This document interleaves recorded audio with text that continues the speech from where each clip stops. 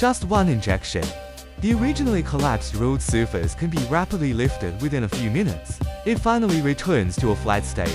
The liquid that workers inject into the ground is called polyurethane foam filler.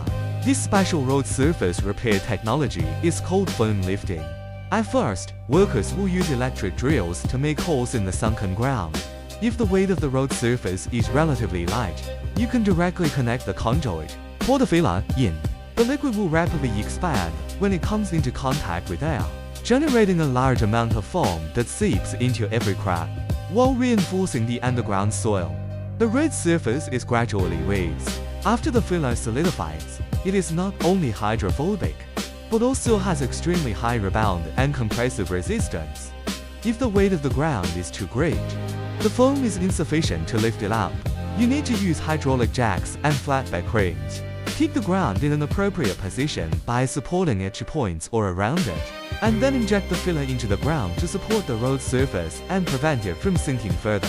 In addition, fillers are also applied when building fences on farms. After being poured in appropriate amounts around the wooden stakes, they can be firmly fixed in the soil. Its sturdiness is only higher and not lower than that of conventional concrete. Even if it is shaken hard, it is difficult to shake it in the slightest. The wooden piles are protected by the filler, reducing the erosion in the humid environment. So the service life of the fence can also be extended.